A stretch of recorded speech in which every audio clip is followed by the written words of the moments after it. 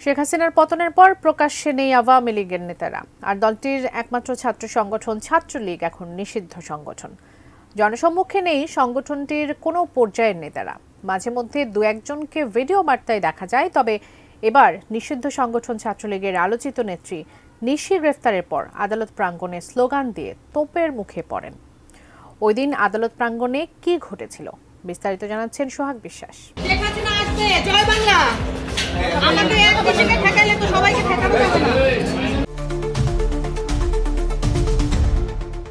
দেশের আইন অনুযায়ী ছাত্রলীগ এখন নিষিদ্ধ সংগঠন। প্রকাশ্যে এর কোনো কার্যক্রম না থাকলেও গোপন তৎপরতা চলছেই।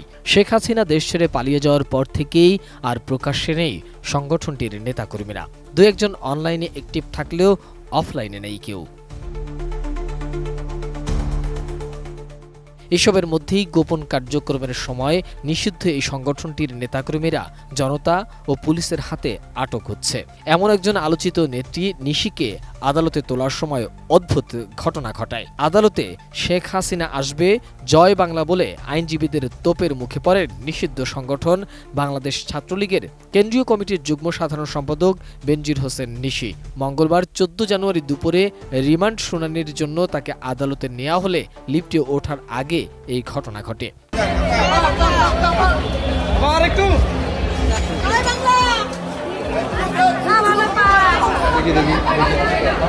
বসুন্ধরা টিস্যুতে ছাড়ের ছড়াছড়ি। বসুন্ধরা টিস্যু নিয়ে এলো নিশ্চিত ছাড়। জানা যায়, রিমান্ড শুনানির জন্য দুপুরে নিশিকে আদালতে হাজির করা হয়। আদালতে ওঠার সময় লিফটের সামনে নিশি বলেন, শেখ হাসিনা আসবে জয় বাংলা, আমাকে একা গ্রেপ্তার করতে পারে, বাকিদের কি করবে? এরপরে লিফটের সামনে থাকা আইনজীবীদের তোপের মুখে পড়েন নিষিদ্ধ সংগঠনটির এই নেত্রী।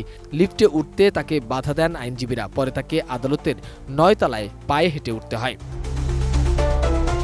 শুনানি শেষে আসামিপক্ষের আইনজীবীরা বেনজির হোসেন নিশিকে মারধর করা হয়েছে বলে অভিযোগ করা হয়। তবে মারধরের কোনো ঘটনা ঘটেনি বলে পুলিশ সদস্যরা জানিয়েছেন।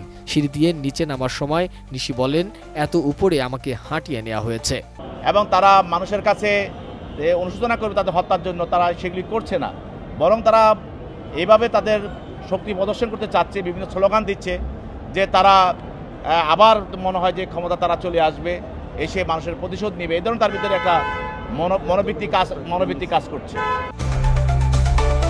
মামলা সূত্রে জানা গেছে, গত বছরের 15 জুলাই বিকেলে ঢাকা বিশ্ববিদ্যালয় ক্যাম্পাসে রাজু ভাস্কর্যের সামনে থেকে বৈষম্যবিরোধী ছাত্র আন্দোলনের সমর্থনে ঢাকা বিশ্ববিদ্যালয় শিক্ষার্থীদের একটি মিছিল ক্যাম্পাস প্রদক্ষিণ করার জন্য বের হয়। এ সময় আন্দোলনরত শিক্ষার্থীদের উপর হামলা চালায় নিষিদ্ধ সংগঠন ছাত্রলীগ সহ আওয়ামী লীগের বিভিন্ন সহযোগী সংগঠনের নেতাকর্মীরা।